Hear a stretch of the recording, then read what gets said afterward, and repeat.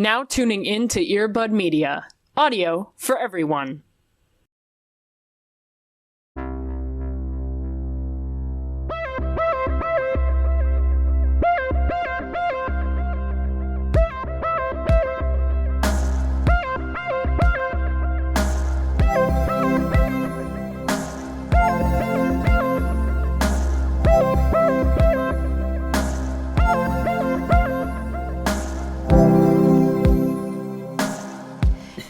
Say that there is something really beautiful, and I know that the weather's going to absolutely bite me in the ass for this, but I don't have my AC on and I don't have a fan on, and I feel like that's the first time in like 4 months of us recording that hasn't happened. Thank you. So I completely agree. And that is, you know, I just have to take small wins where I can get it. Yeah, I mean, I couldn't have said it better than the dog, so. Yeah, it's just so true, bestie, you know? Yeah. Oh my god, my neighbor has a motorcycle and my dog thinks it's his, like, mortal enemy. You know what? I agree. Yeah, yeah, honestly, like, I'm kind of with him on it. So if I was dog-sized, I would absolutely. How do you pay the insurance on them? That's how I always wonder. They have to be a nightmare, you know? Truly. Like, I get it. I've seen the movies. I saw Jacob Black, you know? Like, I get it. It's okay, babe. I'll stop talking about motorcycles. I get it. It gets you riled up. What is this beautiful puppy's name? So I can address them properly. His name is Theo. Oh my god. Okay. I'm so glad that it's been a while since we've had 2 guests on at the same time. Right, consecutively. Yeah.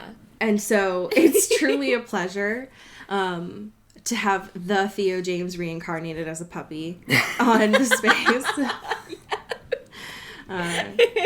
What I know now about Theo is hates motorcycles and really does not like the opera, which valid. No. No. And also does not like poorly done renditions of Jane Austen books. Precisely. And you know what, Nicole, honestly, I think that I can't think of a better animal for you to have in your home. Genuinely. Now, can I ask, I don't know if you have seen HBO's The Time Traveler's Wife, does your Theo show his butt as much as Theo James? I have not watched it yet, and I really need It's gonna fucking break your heart. I'm gonna tell you right off the bat. Right. Yeah, I've been a little afraid to watch it, I'm not gonna lie to you. It's Theo, I'm sorry. All right, I'll stop. It's Cody and I have talked about this ad nauseum because HBO decided to fucking go after our throats by doing Station 11 for Cody, and then The Time Traveler's Wife, which is my favorite book as well. They like broke into our houses and our brains and figured out what books meant the most to us. What are the things that are most important and painful? Yep. And we're gonna do them. Right. For you. Oh my god. So, it's been a good year for us. For mine, I didn't get a full season because of the fucking Discovery Plus. So, and the budget cuts. Shit. It's fine. I'm not bitter. I don't talk to my therapist about it or anything. I didn't even realize that stopped with the merger shit. That's crazy. I didn't even realize it's that. Just like wow. It stopped at 6 episodes. They didn't even go through the whole book. Ugh. It's fine. That's so weird. It's fine. I haven't like screamed about it. It's just that like it was one of the best adaptations that we were getting, and then they just like didn't. Yeah, I mean, when you guys are so starved for Time Traveler's Wife annoying content, because most of it is not great adaptation wise. Exactly. Like this was a gift. It's fine. It wasn't gonna like single handedly like change my life, but it's fine. Nicole, I am so happy to have you here. It's very rare on this show after almost 6 years that we get like true experts to talk about the media that we have. We've been very lucky this past few months to have like bringing on experts to talk about the movies that we're watching, and it feels odd because that's not really what we do here. Right. And we're usually just like, yeah, we're watching this because of Dakota. Let's just like fumble and like make goofs. And then we're bringing on someone who like actually knows about classics. For anyone who has the audacity to not know about you, your dog, your podcast, could you tell everyone who you are and what you do? Absolutely. So, I am a film critic and a historian. I am based in North Carolina. I am in sort of the middle of my graduate degree in public history, hoping to work sort of in museums and historic sites. And then I've also been a film critic for about 5 years now. And I sort of, because of that, specialize in period drama. I have a podcast with a friend of mine where we literally just talk about, like, all right, let's look at the actual history behind these films. And, you know, I'm not someone who's, like, necessarily a stickler for historical accuracy in all ways. Like, I love a good imaginative telling of something, but then there are also times where I'm like, how dare you do that? I'm also a huge Jane Austen fan. I love classic literature. I'm also a theater person. Never really grew out of my theater kid era. As many of us don't. And the biggest thing in my life lately, though, is just that I have this new puppy who is 5 months old as of today. His name is Theo. He loves Sebastian Stan, like his mother. No, literally, it's very funny. Like, if I am showing him photos on my phone, he will lick the phone if I show him a photo of Sebastian. That's beautiful. I mean, taste, you know. And it's the only person he does that to, which fascinates me. And he is named after Vincent van Gogh's brother. God. Because I'm a history nerd. Beautiful. I love that. This is not why we brought you on here, but now I'm just, like, morbidly curious. How did you feel about Rain? Okay, here's something about Rain. Mary Queen of Scots has always been one of my favorite historical figures, and I started watching Rain, and I was like, this is ridiculous. I love it. Give me more. And the thing about Rain, I've watched Rain like 4 or 5 times. Single-handedly keeping it. Getting those literally I like seasons 2 and 3 are not good, right.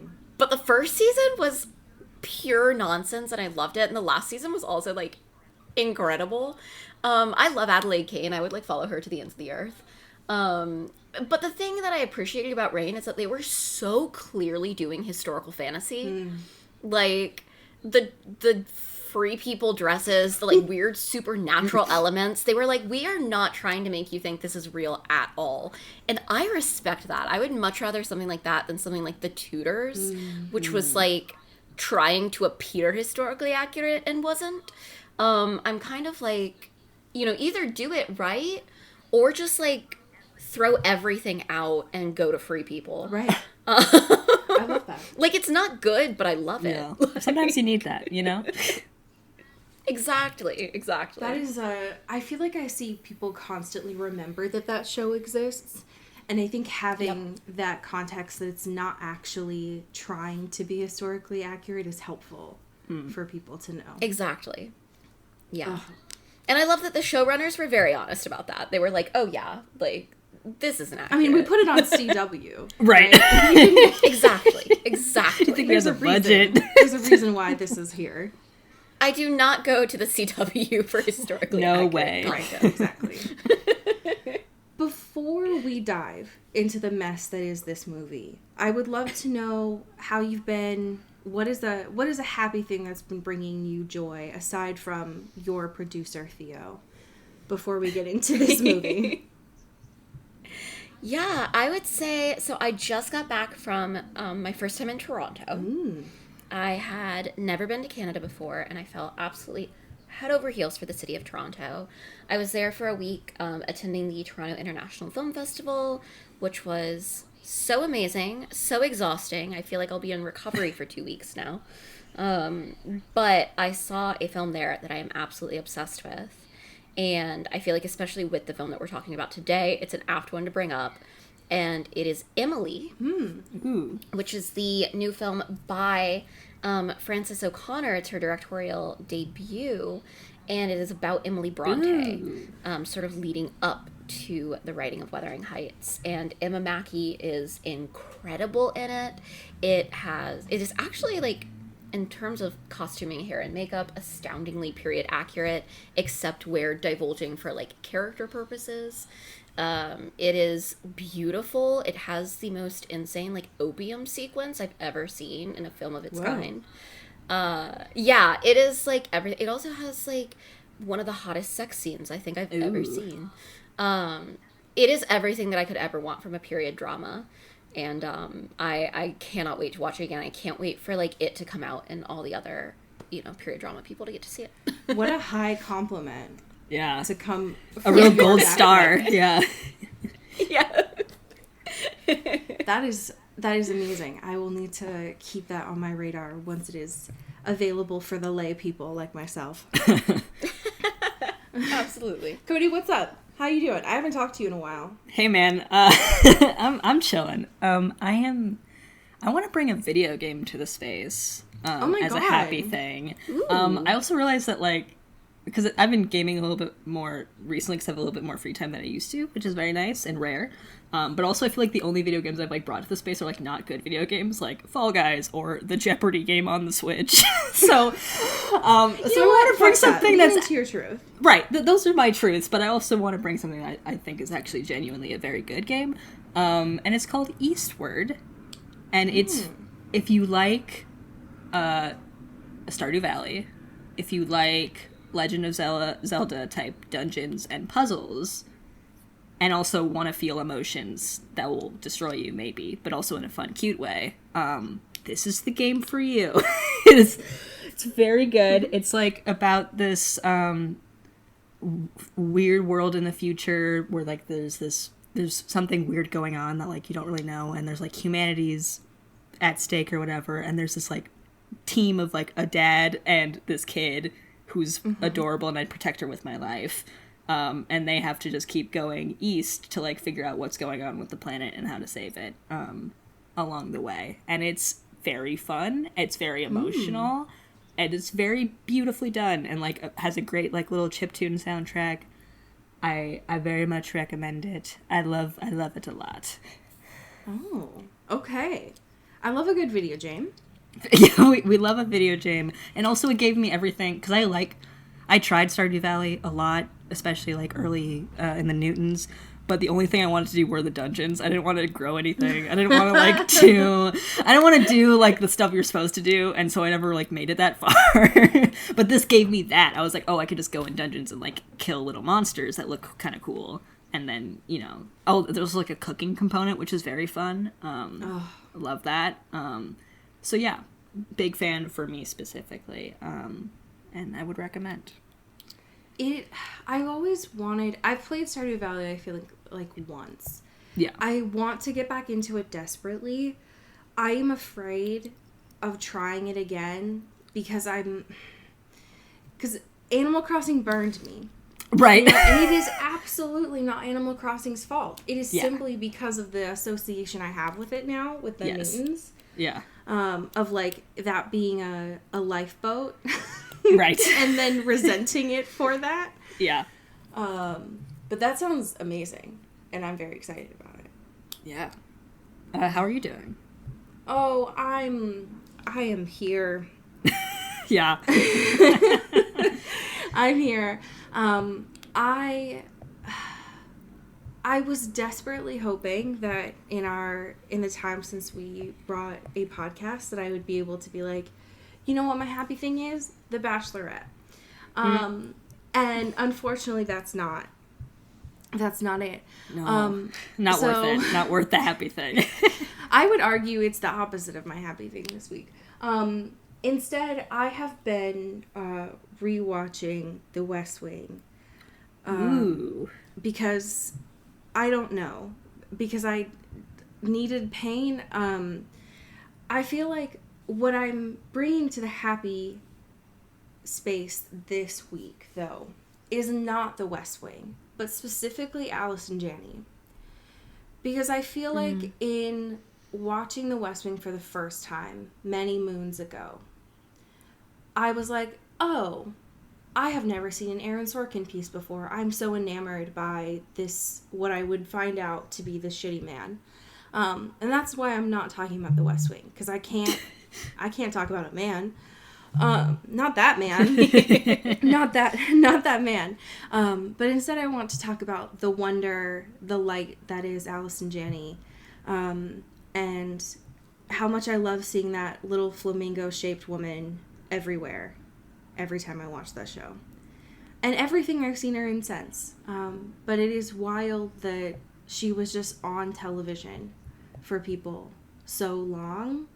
And being able to go back and watch from when I was a little babe is a joy, because she's so goddamn funny, and I appreciate her immensely. And I love that. There's so many things. I'm not going to talk about everything that I love about all of the things that she's been in, but she's a light, and I appreciate her. And sometimes you need that. Yeah, you've been on a really good roll of rewatches lately. I feel. You're like speed running every like notable show from like the past decade or so, and I really appreciate that. I love the dedication. I feel like when I think that's the, it's just like the fun thing about like trauma. Right. Is the first time I watched some of these, I don't remember it. So it's like watching it for the first time. Yep. I feel that. But that is it's a great joy to be able to enjoy. I mean, it was like, what was it? Earlier this summer, I was like, damn, Viola Davis and How to Get Away with Murder. And now seeing Allison Janney just like killing it, and it's like everyone knew that. I knew that because I've seen her in movies and in television since. But seeing it from what was theoretically like the get-go is very lovely. And I love seeing her laugh. Her laugh makes me laugh, and that's that's hard to do. And I love that a lot. She's just so powerful. She is. And tall. She and is. Great and good at acting. Gosh. The talent, Yeah. The range. The range. Nicole, I am waiting on bated breath to hear something that we ask everyone who joins our show, which is, could you do me the honor of telling me your Twilight backstory? I can, which I'm sorry to say is kind of a disappointing one. No, there's no such thing. I was not into Twilight when it first came out. I was, as you can probably guess, someone who mostly read a lot of like historical fiction. I was very into the Percy Jackson series because I was a mythology kid, and I was obsessed with the Hunger Games. Those were like my things. And so everybody like, and it's so funny that whenever I talk to people about this, it feels like the experience was very different from school to school, but all the popular girls at my school were very into Twilight. And of course, that meant that I wasn't, because I was that kid. But so I like never read the books. I saw New Moon when it came out, not having seen the first one. But a friend asked me to go see it, and I was like, yeah, sure. And I was like, I literally have no idea what's going on, but Bella, where the hell you been, Boca is the funniest thing I've seen in my whole life. And so then last year, two of my best friends now we're both huge Twilight fans back whenever it came out. And so one of them was like, can we like watch the first one together over Skype? And I was like, absolutely. And I did it, and I was like, wait. And I still maintain this. The first Twilight film is kind of a masterpiece. Yes. Yeah. The way that it plays into like gothic romance tropes and stuff, and like the way that it's put together aesthetically is just incredible. And then for Next Best Picture, which is a podcast that I'm on, we decided to do last year commentary tracks for all of the Twilight films in honor of Kristen Stewart's like impending Oscar nomination for Spencer, which meant that I watched all of them with only a 10-minute break in between each one over the course of a Sunday. No. Yeah, I don't know what happens in the last one, because I was so far gone by that point. That's such a... Which I will say, yeah, it was an undertaking. And, like, was it the best way to experience it? On one hand, like, Thank you for your on the service. other hand, Yeah. was it incredible? Yeah. And I actually really did enjoy the first two movies. Like, I think, like I said, the first one is really a masterpiece. I think New Moon is quite fun, even though I get so frustrated with like every character in it. The later ones, what I was like actually lucid for, I was a little bit less thrilled. I will say though, I am a Charlie Swan stan for life. Safe here. Yes. Charlie and Carlisle are my favorite characters. Which I don't want to analyze what that says. Fair enough. But yeah, it's definitely the kind of thing where I'm actually very excited because my sister is 8 years younger than me and she's 19 and she's never seen any of them. And I think like next month, you know, as part of a sort of Halloween watches, I decided vampires fall into that. And I think I'm going to introduce her to the first one and I'm very much looking forward to it. I love the idea that like in your home, when you turn 19, you get to cross the threshold and watch all of the Twilight movies as a Halloween tradition. That's beautiful. I know that movie theaters have done this for quite a while of like, the last movie of the series is coming out. Come to the theater and watch all of them beforehand. And I've always thought like, that's absurd because I need sleep. The idea that you willingly chose that and there wasn't a movie coming out, it was just the Oscars, is so powerful and such a commitment to your craft. I feel bad because the last movie does kind of fuck. And so I definitely need to like watch them again at some point, not all in a row like that and not for the first time. Listen, that like fake out with the battle, I literally threw something. Oh, I believe I it. was like, I can't handle this. to be essentially a zombie at this point, like on the cusp of being awake and asleep, and to see that battle scene, I cannot imagine at all. But that's powerful. Yeah, for sure. Oh, amazing. You were like, oh, this actually isn't interesting, but let me give you the most interesting story. Right. Yeah. Yeah. Really underselling it. Thank you. How dare you?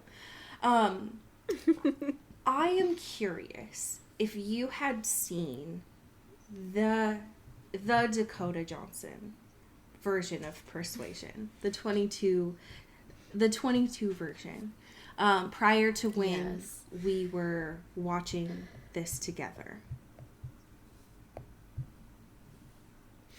Yeah, I actually reviewed this whenever it came out because I had been excited for it. I love Persuasion, and it's an interesting book. Sort of my backstory with it is that I read it several years ago and was kind of like, yeah, okay, this is good. It's not Jane Austen's best, whatever. And then I reread it last year. And I have to say, reading it at the age of 27 hit very different. Yeah. Sort of this whole idea of this woman who, you know, feels that she made mistakes in her youth and knows that she can't backtrack from them. Feels like, you know, there's sort of nowhere for her to go in life anymore. I was like, okay, well, there's my quarter-life crisis. And it just hit really hard. It's Jane Austen's most mature novel. It was the last thing that she wrote before her death, and you definitely can feel the you know, sort of the aura of a woman looking back on her life, looking back on, you know, sort of romantic entanglements, who never got married, who did sort of live out her life as this spinster being passed from sibling to sibling and helping with their children. And I think that there is so much of Jane Austen herself in the novel. So I was, perhaps understandably, a little worried whenever they announced the Persuasion adaptions that were coming, and I was very excited for the Sarah Snook. Yes. Okay, listen. It fucking breaks me that we did not get two of these at the same time. It would have been so Why good. couldn't we just let them beautiful. fight each other in the God's honest way of the streaming wars? But the fact that one had to be the sacrificial lamb and that had to be Miss Sarah Snook is fucked up. Because I just think that's hilarious. I just think that's like, there can't be beautiful, two. because we used to have that. Yeah. Like, I want to say, 2004 to 2007. Persuasion's not a rom-com. But, like, we used to have rom-coms all the time that, like, were essentially the same script that would come out around the same time. We had two separate documentaries about Fire Festival in one year. Yes. You know? Yes. We have the bandwidth for this, you know what I mean? Exactly. And why? Why are you gonna give me... Don't tease me with Sarah Snook, with her, like, milk cream skin, her red-ass hair, and her just, like, I don't give a fuck face. And then just take it away. And I also, that version was meant to be adapted by Jessica Swale, who is like a London playwright and now screenwriter who did this movie called Summerland, which is on Amazon, which I like plug this all the time. It is a like World War II era period drama, like lesbian romance, with Gugu Mbatha-Raw and Gemma Arterton, and it is incredible, and I just know that she would have known exactly what to do with this material, and instead we got this. Yeah. But so I watched it to review it, and I was like, it was one of those things where I was trying so hard to go in with an open mind, and by like 10 minutes in, I was like, absolutely not. And then I watched it again. I watched it with a friend over Skype because I was like, maybe I've been too harsh. Like, if it'll be fun at least, I guess, to rewatch it. And I hated it even more.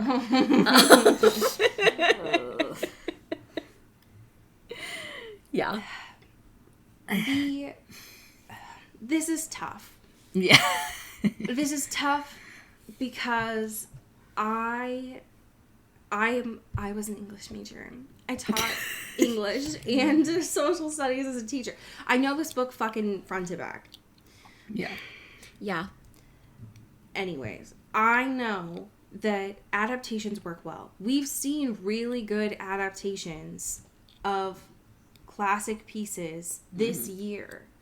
Like, we talked about fucking, Cody, what was it, Fire Island this year? Oh, yeah. Mm-hmm.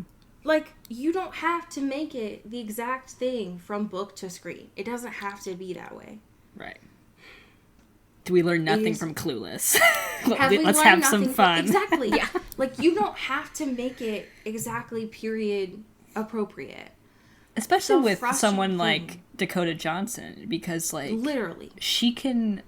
If it were something that wasn't as strictly tied to the source material and, like, the period and whatever, I feel like she could do better in it. You know what I mean? Like, I think there's something about her that just doesn't have, like, the range, and I'm sorry to say it, but, like, it just doesn't fit. Her face just screams that she has used a microwave. Yeah, absolutely. Absolutely. Like, there's an element of, like, modern mystique to her that feels very unbreakable, where everyone else, I feel like, in the film does a pretty okay job at, like, some sort of camouflage or, like, adaptation, right? But, like, she just feels very stuck in this, and very, like, not in a way that's, like, actually indicative of, like, what she can do. And I feel like she could have more fun with it if it was, like, a little bit looser around the edges. But the fact that it's so stuck in that, it's not really great for her. And we just saw her in Cha Cha Real Smooth. We know she can act. Right. Yeah. It's more so that she is very much confined in this somewhat trying to be historically accurate, but using very anachronistic language that it's confusing. Yeah, completely. What I do love about this is I think that the rest of the cast is good. Can we talk about Richard E. Grant, please? Okay. My dad. Love this I wish he was in it more than, like, the 30 seconds that he was in it, because it's perfect. He's perfect. Yep. I will watch him in anything. And he plays, like, recently at least, the same kind of guy, which I love. Yeah. You know? He's like, I'm just gonna be, like, a smarmy kind of asshole and funny. And I'm like, yes, I'm with you, for sure, dude. Take me with you on this ride. But him as the dad, Sir Walter, or whatever, is so good. It's like, he's super vain, he's super rich, and then he's not, because he blew all his money, and he's just kind of a dick, And he's great. And just looking at him in period clothes, I love it. I love to see it, you know? It makes me happy. I wanted just a whole movie about him. I was like, actually, forget Anne Elliot. Let's You know instead. what? I want to see him try to do, like, financial crimes. You know what I mean? Like, I want to see him. Like, that's what I want. I've been in love with Richard E. Grant since I saw him be an asshole manager in Spice World. Yes. And Incredible. His oeuvre is so needed this good. so much. Yeah. I loved him. I thought that the casting of the sisters was really good. What I didn't realize, Cody, is Mary plays Mia in the Vampire Academy TV show that we're going to watch. Oh, shit. I did not even realize wow. that. Interesting. Didn't realize that. Right. But I also didn't, like, I have a really big crush on Henry Golding. Yeah. I thought he did Mr. Elliot pretty good. He's supposed to be a pretty, like, scumbag, so it was frustrating because I was like, damn, you're hot, but okay. But you're so bad. What do I have to do to get him, like, as the lead romantic figure in a Jane Austen movie? For real. I know. For real. Because we were, like, so excited for a second, because I don't know if we got, like, the names and stuff when the casting stuff was announced. I can't remember. Yep. But I was like, we were like, fuck yeah, I want to see him, like, be this sort of lead guy. And then I was like, oh, he's there, but he's not, like, main dreamy romance guy, which I'm like, he deserves, and we deserve more than anything that. Yeah. I hope that this means that he will be in more, because I thought that he did a really good job. However, I'm not complaining, because I did not know who Cosmo was before this, and I could not take my eyes off him in this. Hello? This man? Yeah. Also, just the fact so that his name is pretty. Cosmo. Incredible. Beautiful. I love it. I know. Cosmo Jarvis, like, who named you? You're beautiful. Right? It was fascinating to see him play Wentworth. I thought that it was, I mean, there's a lot of changes, I think, between the book and the movie. It would take so long to talk about a lot of them. But I found it odd that the main thing in the movie that Frederick Wentworth was going through was like, damn, do I want to get back on this sexy boat or do I want to stay here? Right. When, like, that's not, like, that's not really what's going on in the book, but okay. Let's talk about your sexy boat, you naval officer. Whatever. It's fine. Oh, God. Also, shout out to, I don't remember his name. I don't think I wrote it down, but the, like, queer-coded friend of Wentworth that we saw just like 2 times. Yeah. Loved that. Representation matters. Wanted more of that. Also, isn't Cosmo in that Florence Pugh Lady Macbeth adaptation or whatever? I think he's done in that. When I looked at his IMDb, he's think done like so. so many things, and I did not know. Right. He's got a face that is, like, unnaturally suited for a period piece, which is interesting. I'm like, oh, okay, I get this. I like this, you know? Yep. Like, this scratches Okay, something. he was in Peaky Blinders. He was in Annihilation, but he was uncredited for it. Oh, He justice was for in him. Lady Bird. Yes. Okay. Okay, Well, yeah. him, Florence Pugh, beautiful. Love it. I think it's because his Yeah. photo on IMDb, he has no hair. He has like a buzz cut. Yeah. And so I was like, who is this Yeah. man? Completely different dude. Yeah. Suddenly I realized why I Superman also- got away with this. I also have to say, I think my favorite cast member is Mia McKenna Bruce, I think it is, who plays Mira. Yes. Because she is the one, I was like, I want to see the film that she thinks she's making. Yes. Because Yes. it's infinitely funnier than everything else going on She's, like, here. putting in the work, Like- you know? Like, She was giving, like, Autumn de Wilde's Emma yes. in the best way possible. Completely. I also love that she's so tiny. When they were doing those like group excursions, she was so short. And that was very beautiful because she was just like, damn, my life sucks. I'm going to talk about myself all the time. And I was like, you're just so small. And that's beautiful to me. So it's just a lot of I was like, pent-up. how does all that rage I fit know. in that tiny figure? It's a very compact situation. Yeah. So there aren't, listen, This movie isn't all bad. There are some scenes with the landscape that I was like, this is all right. I can see where the money went. Yeah. Yeah, for sure. I just found it very difficult. One, Dakota's accent's not, it's rough. Yeah. It's doing something. There's something happening. Certainly not consistent. No. No. Yeah, it's actually doing many Yeah, it's things, actually, I guess. maybe I'm giving too much shit on it. It's actually doing a lot of different accents, which is actually more impressive. So I take that back. Yeah. Yeah, I think it was like the fourth bullet point that I wrote was like, I just wrote out phonetically how she pronounced fortune. And I was like, oh, this is gonna be bad. I think I don't hate a piece that breaks the fourth wall inherently. Mm-hmm. Hence why Fleabag worked so well for people. Yeah. Yep. Listen, I love a hot priest. I get it. I think it's when it's Dakota, who automatically every time she looks at the camera, I think, oh, I'm poor. That it feels weird, and the combination of like you're wearing what's trying to be historically accurate clothing, but you're also saying now I'm single and thriving. Right. I don't know where I'm supposed to exist right now. I also feel like what really annoyed me too is that it felt like they sort of felt the need to like really over the top modernize everything and sort of like translate almost some of the like language that they used felt like those like Shakespeare for Dummies books where it's like, let me translate this for you, but you don't need to do that for Jane Austen's language. It's kind of the point of like, her whole writing, you know? Like, right. It almost felt like insulting as an audience member. Like they thought that I couldn't understand it if they didn't do that or something. And I think like the breaking of the fourth wall could have been fine if the language wasn't what it was. Like, again, to reference, because I do hold this as like a gold standard for Austen adaptations. Like, if they'd had Anya Taylor-Joy breaking the fourth wall in Emma, I actually think that could have worked. Especially in that movie. And could have...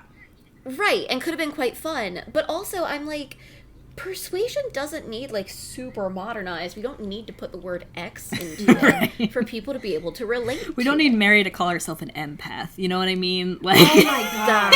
Jesus. There's, especially when, and I am very aware that you have to take, with any sort of adaptation, you have to take the source material and you have to kind of chop and screw it to make it fit in to however long. It doesn't need to be under 2 hours. I'm not complaining, because some people, it's like 3 hours, right? But you have to make edits. I get that. It's more so about, like, why multiple times was Anne Elliot saying he's a 10? What? Hello? Oh. And it's like... I feel like in trying to make her, like, quirky, it also was very much the, like, Elizabeth benification of Anne Elliot, because some people think that all Jane Austen, like, heroines are interchangeable, and they're not. But I felt like they made her really mean, to the point of me being like, I don't like this Anne Elliot. Like, she literally just walks around judging everyone. And that's the wrong book. And... yeah. Anne literally Elliot is supposed to be, like, incredibly introverted and not saying anything the whole time. And so if you're doing a fourth wall, that helps the audience, because the original book is in third person, not first. So sure, we can do that. But so much, I completely agree. I think so much of the commentary that they were giving her was like, we need to make this spicy and fresh and funky. And it's like, that's not this character though. So what is this? I don't know. It was weird. Yeah. It was weird. It makes people think that this is The Pride part- and Prejudice, and it's not. Exactly. And I think that's, like, what really bothers me, because like you said, you always have to sort of change up the source material. And I think my thing is that if I watched this not having already read the source material, it would not make me want to read it. or it would make me like go read it and then be annoyed that it was nothing like what I thought it was going to be. And I just worry that, like, you know, I'm all for something like Clueless or 10 Things I Hate About You. That's going to bring people maybe to this material in a way that, you know, they might not otherwise have been. But I feel like this could turn people off of Jane Austen. I agree. I think that if you watch this movie and you were like, yes, Anne Elliot, I love all of your little quips. I love that you were like, sorry, I made an Agamemnon joke and you didn't get it. Because same. And then you go and read the book and you're like, wait, what the fuck? This is nothing like this. You're going to be very confused. If you just watch the movie and you saw Dakota Johnson say, don't worry, darling, and you had a heart attack. Right. You were like, okay, cool. Like, I love this movie. Great. Oh my god. Okay, Google, stop. Oh, no. I'm gonna assume that your Google is just so deep in the "Don't Worry, Darling" drama that it just perks up like, whenever time you say. Yeah, she's listening. Yep, stuck. This is more. I guess this is more of just a Richard E. Grant piece of gratefulness. Yeah. But there are parts of this movie that are not all bad. One that very much stands out to me was that, like, scream when they were all hungover at the breakfast table in Bath. And when Walter Elliott was like, I'm experiencing joy for the first time. Because parts of this movie are they made me laugh, which I appreciate. And I can separate the source material for a moment and be like, yes, I thought it was very funny that Anne Elliot was talking about being an octopus in front of these royals. That's great and good. I love that. It's just, what is why? What's happening? Yep.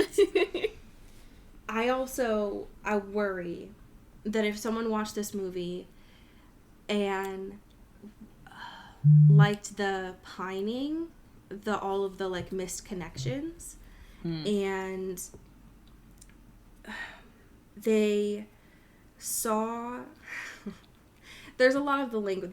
I think the anachronistic language kind of got under my skin the most, but I think one of the parts that hurt my heart was the letter at the end, because it's not the same.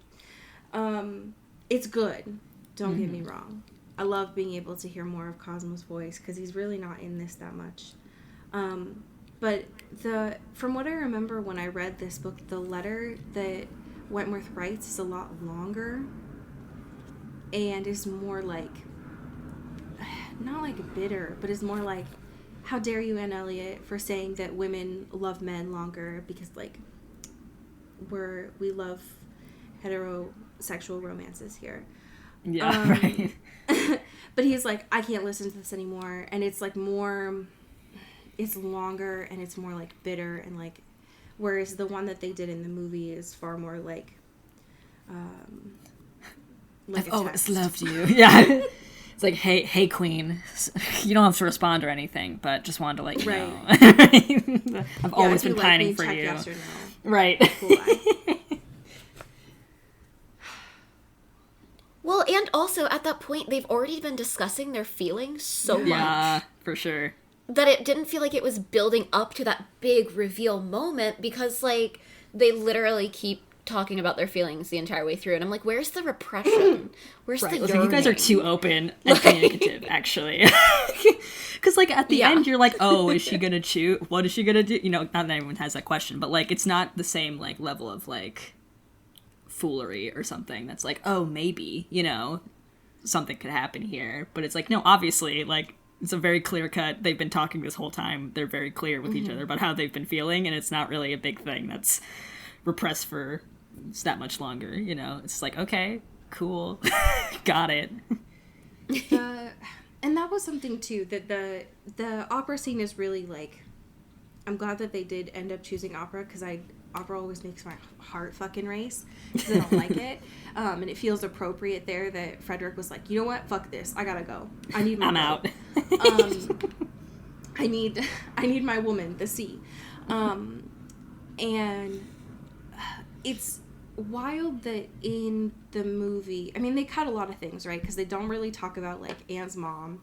They don't talk really about her going to Bath and, like, her friend that was there, who was, like, in the book, her friend was like, we went to school together, we were besties, you need to know that Mr. Elliot, aka Henry Golding, is trash, watch out for him.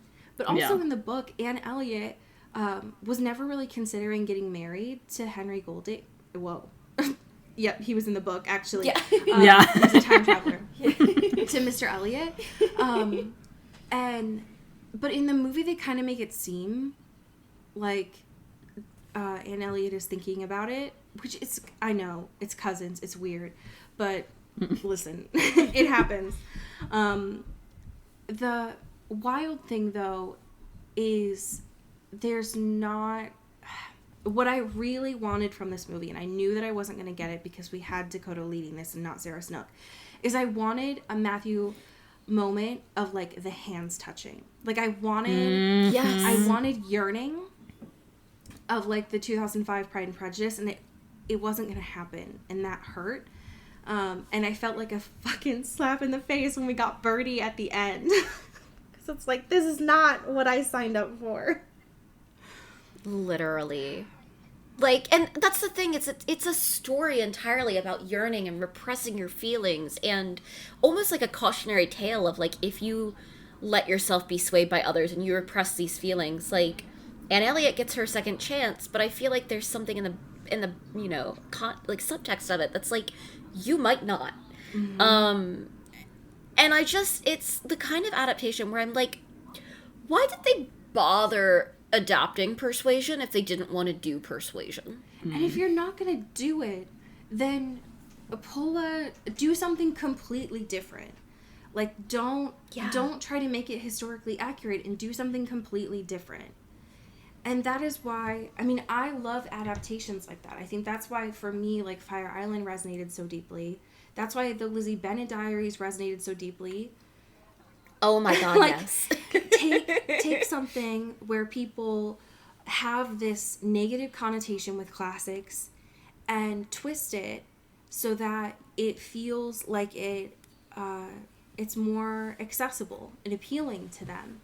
And it doesn't even necessarily need to be as, like, overt. I think that I didn't even know until Cody had told me that Fire Island was a homage, and then when I watched it, I was like, oh shit, like, this is very clear. But I think that to try and make Persuasion and then to do it poorly just makes me mad. When you don't have to, it doesn't have to be that way. Yeah. It didn't have to, you didn't need to hurt everyone's feelings. Yeah. It could have been different. But alas. Yeah. Here's my question for you. Since you've watched this now 2-3 times. Yep.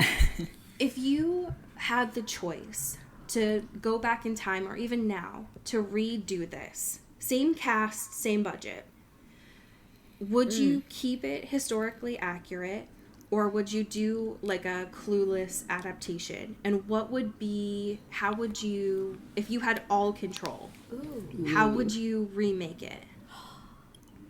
Okay. So that's a good question. My first thing with that is that I think if I'm keeping this cast, I want to still make it historical, in that I don't think Dakota Johnson is old enough to play a modernized Anne Elliot. Okay. Because I think with this story being told, like, she plays, you know, as if she's in her late 20s, maybe early 30s.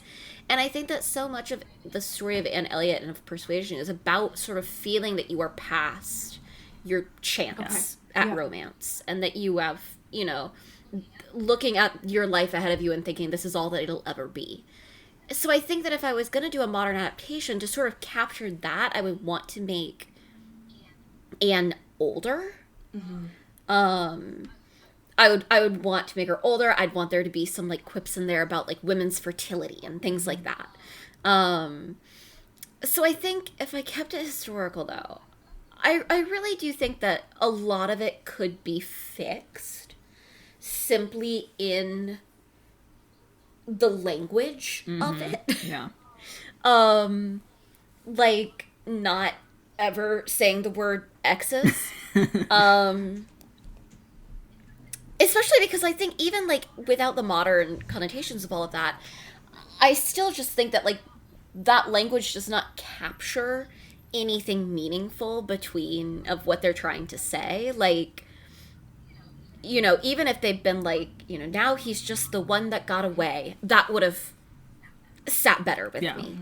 But I think really how I would fix it would just be to like, not so obviously try to cater to like some sort of Gen Z audience that I don't think they were getting anyways with this. Like, take out the weird, this is a playlist that he made me, like, flops down stack of music. And then I think I would just sort of try to refocus it more on making Anne more Anne Elliot. You know, make her nicer, make her more introverted. Cut some of her, like, weird freak out scenes, like when she suddenly at the dinner table announces that her brother-in-law proposed to her first. Oh god, that was awkward. Yeah. And instead use the breaking of the fourth wall to deliver some of that information, because, like, that's something where I'm like, that should have been in a fourth wall break. That should have been Anne to the audience, because Anne is never going to bring that up in front of other people.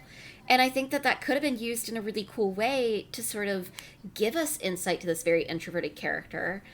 But they didn't make her introverted. And I also think I would cut the amount of wine we see her drinking, because I was like, does Anne Elliot have an alcohol problem? I'm a little concerned. The way it was kind of teased there felt not great, you know?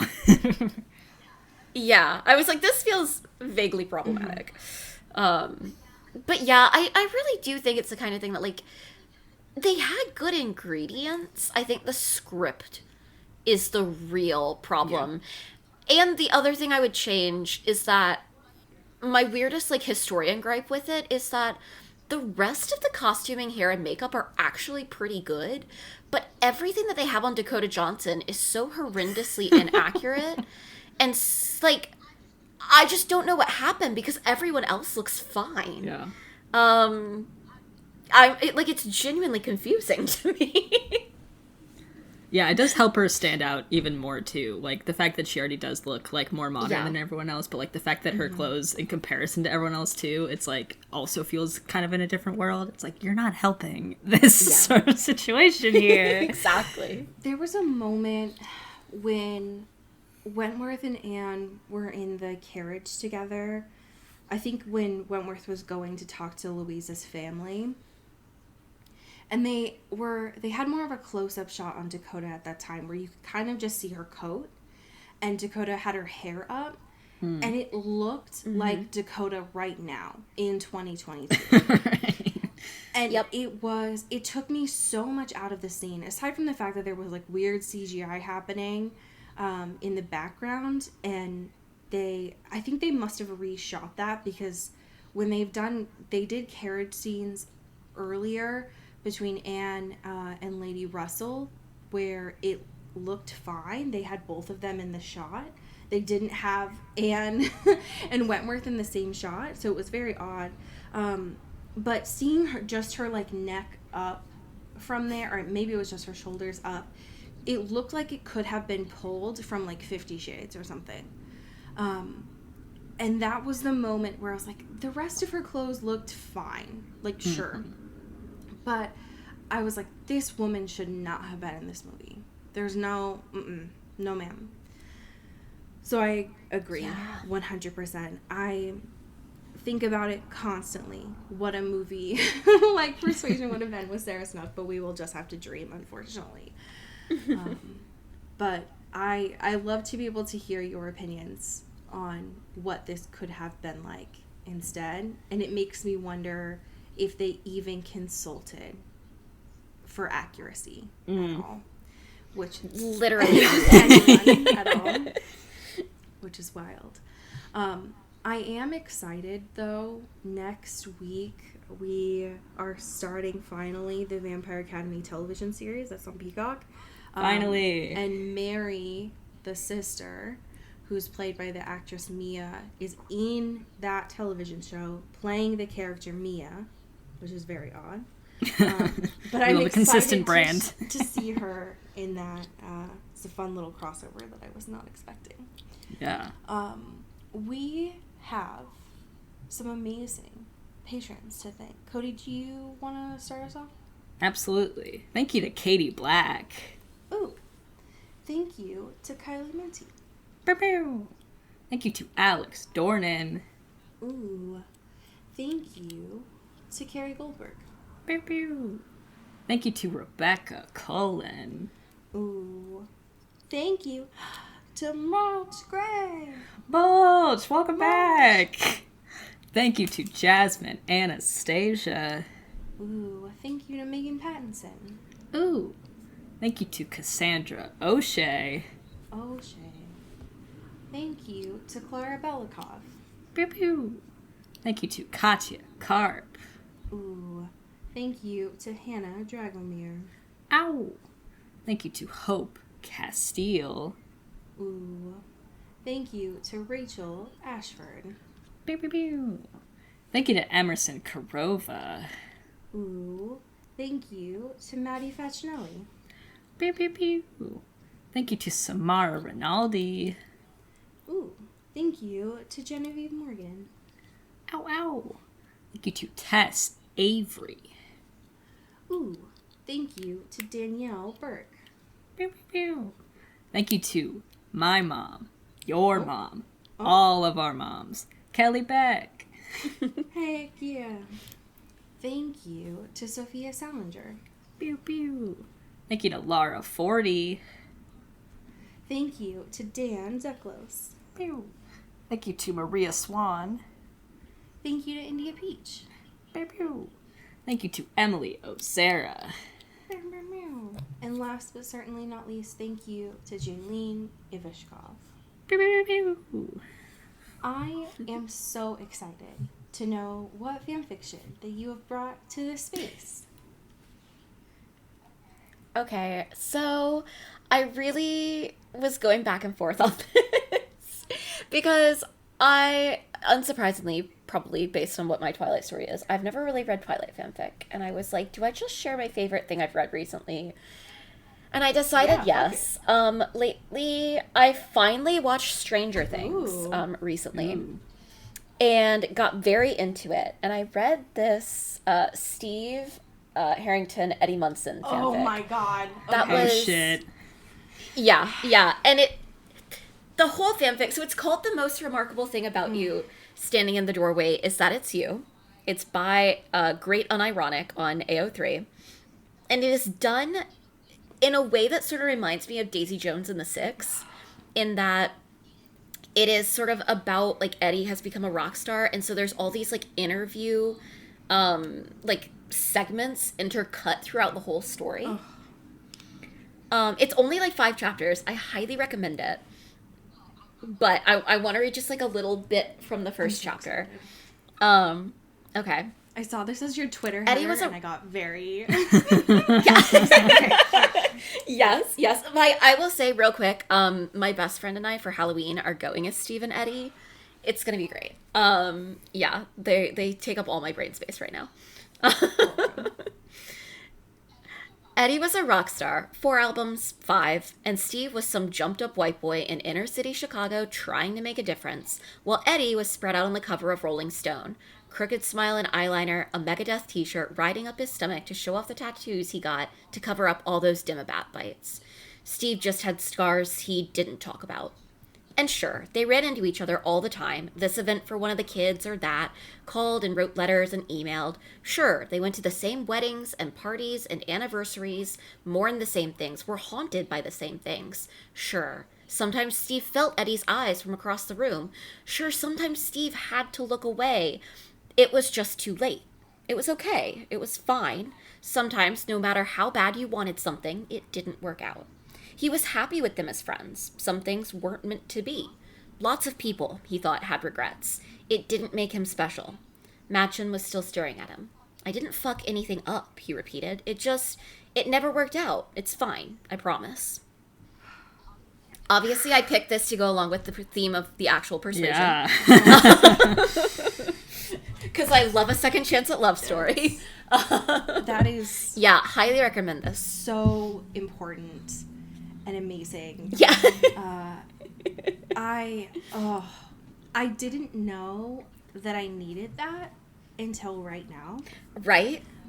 So thank you so much for this gift. Of course. Thank you. It has been an absolute joy to have you, Nicole. Where can folks go online to support your work? Yeah, thank you both so much for having me. This has been so much fun. I am on Twitter, Instagram, and Letterboxd at Nicole Ackman 16, and that's where I always tweet out links to my work. But for the most part, I am over at Awards Watch, writing reviews, Music City Drive-In writing reviews, and then over at Oscar Central, talking about Oscar predictions, sort of award movies, and all that sort of thing. Ooh, just everywhere. Yeah. Yeah, I truly am just all over the place all the time. I love that. That is not surprising given the vast amount of things that you do, but it is helpful to be able to know. That is amazing. Consider yourself welcome at any time. Once you have been able to rewatch the Twilight movies with your sister, doing your initiation ritual. That is something I'm very much looking forward to. But folks, I hope that you have enjoyed our sweeps week / sweeps month. Yeah. That's been good. And until next week, as we say here in the Pacific Northwest, Get bit. and get whipped. Ooh. Ooh. Into the Twilight is an Earbud Media production. You can follow us on Twitter at Into the Twilight or on TikTok at Into the Twilight Show. You can find me at Cody Corral on Twitter and Allie at Alexandria Does. And you can support us on Patreon at patreon.com/Into the Twilight. We have merch, so much stuff. All those links are in the episode description. And make sure to rate and review us on your favorite podcast hosting platform. It really helps the show. Thanks. Bye. You've been listening to Earbud Media Production. Earbud Media, audio for everyone.